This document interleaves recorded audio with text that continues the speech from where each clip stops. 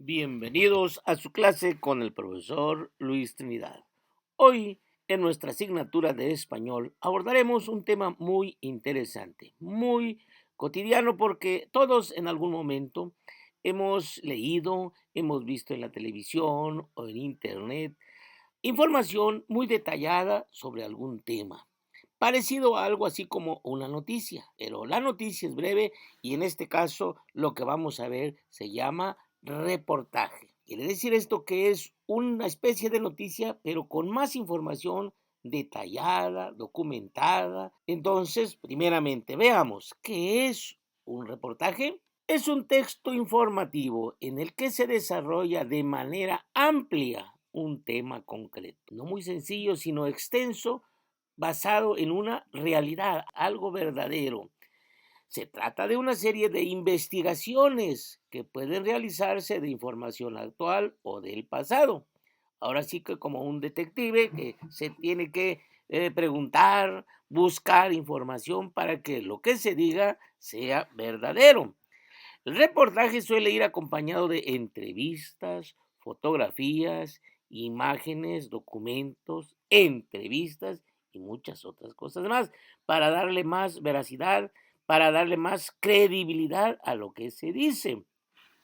¿Cuáles son los tipos de reportaje que existen? Hay muchísimos. Vamos a ver algunos. El reportaje científico. Su nombre lo dice. ¿Ah? Destaca los avances y descubrimientos científicos.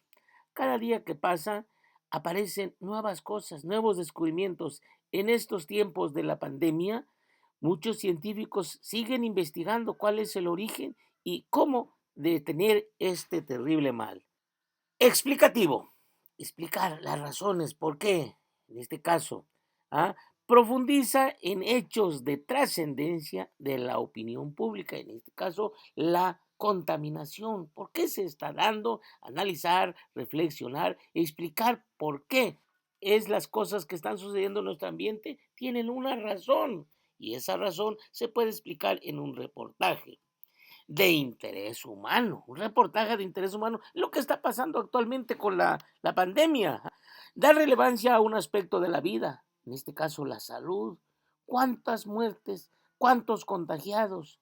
Entonces, se tiene que saber a fondo, no es los chismes. No, que es que el gobierno quiere que nos muramos. No es cierto, sino que hay que buscar una verdad y esa verdad la podemos encontrar en muchos reportajes. Formal, su nombre lo dice, ¿ya? Tiene un orden cronológico y opiniones personales. Orden cronológico es de acuerdo al tiempo, va, primero, segundo, tercero y así. Tiene una seriedad el reportaje formal. El explicativo, su nombre lo dice, explica, describe las características de lo que se va a hablar. En este caso tenemos aquí una foto de Ocosingo. Aquí se puede hablar también, hacer un reportaje sobre nuestro Ocosingo. Ahora vamos a ver cuáles son las partes de un reportaje. Veamos, aquí tenemos un reportaje que fue tomado de un periódico llamado El Universal. Ya tiene años, pero podemos encontrar aquí las partes que componen un reportaje. Primero, el titular, título. Informa acerca del tema, puede ir acompañado de un subtítulo. Y en este caso, en el reportaje, el título tiene que resaltar, tiene que atraer, tiene que ser interesante, llamativo. En este caso dice, resurge la lucha libre como en su época de oro. La siguiente parte es la entrada, el inicio. Anuncia el propósito, por lo que el contenido debe ser interesante y atractivo para captar la atención del público. Porque si no interesa, ¿para qué lo leo? Tiene que atraer la atención, ¿sí? Es importante cómo se anuncia la información que contendrá el reportaje, el cuerpo, o sea, lo más importante, el contenido más esencial. Desarrolla el tema principal y suele organizarse mediante el uso de subtítulos. Se puede poner subtítulos. Se anexan entrevistas, investigaciones, fotos, encuestas, etcétera. Se puede poner fotografías para afirmar, para confirmar lo que se está diciendo. Y por último, el cierre, el final. Puede incluir comentarios que invite a la reflexión e incluso querer averiguar más del tema que fue tratado. Aquí puse un ejemplo de un reportaje muy breve, pero un reportaje es amplio Y como dice aquí, puede ser que con lo que digamos, el que lo lee vaya más allá, investigue más, se interese por lo que se está diciendo. Ese es el objetivo de un reportaje, interesar al público, a la gente, sobre algún tema determinado. Para ello, a veces necesitamos algún material que nos puede servir para hacer nuestro reportaje. Vamos a investigar y para ello se utilizan unas notitas llamadas fichas de trabajo.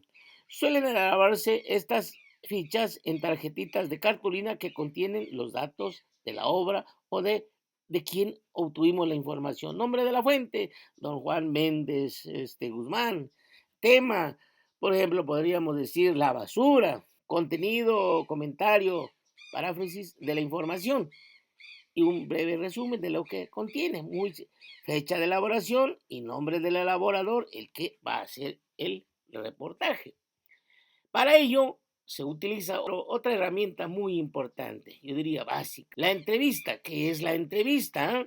Se conoce como entrevista a la conversación que sostienen dos o más personas, llamada entrevistador y entrevistado, a fin de que el primero obtenga del segundo información sobre un asunto en particular. Vamos a preguntar a alguien que sepa del tema, por ejemplo, de salud, vamos a preguntarle a un médico. Sobre los animales, sobre enfermedades de los animales, vamos a preguntarle a un veterinario. Sobre cómo construir, pues un arquitecto. Y así, el que va a dar la información tiene que conocer. La función de las entrevistas es obtener información de interés para el público general o para la investigación de un tema o asunto. Esa es la función de la entrevista, sacar información. Pero no solo de la entrevista podemos obtener información. Están los libros, hoy en día está el Internet. Según el tipo de respuestas que se espera obtener del entrevistado, se pueden realizar dos tipos de preguntas. Las preguntas abiertas. La persona entrevistada presenta su respuesta amplia y empieza a bla, bla, bla, bla. Hay que dejarlo hablar, que hable todo lo que quiera. Esas son las respuestas o preguntas abiertas. Y las cerradas, su nombre lo dice ahí, poco. La respuesta es directa. A veces se colocan opciones, incluso solo los monosílabos, sí o no. ¿Te gusta tal cosa? Sí. ¿Cómo te llamas? Juan Pérez, etcétera. Muy breve. Su nombre lo dice, las preguntas cerradas. Al hacer una entrevista hay que escribir, hay que anotar qué es lo que se obtiene de esa entrevista. ¿Sí? Esto se le conoce como el reporte de la entrevista. Al momento de redactar un reportaje, es importante recordar que para presentar la información recabada de más de una persona, se puede recurrir a dos tipos, el estilo directo y el estilo indirecto.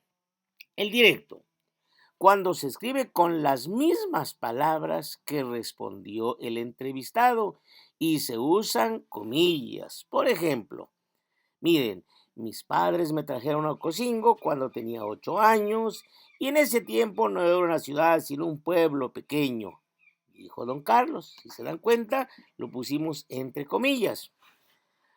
Y el estilo indirecto, cuando las palabras originales del entrevistado no se citan textualmente, sino que se cambian.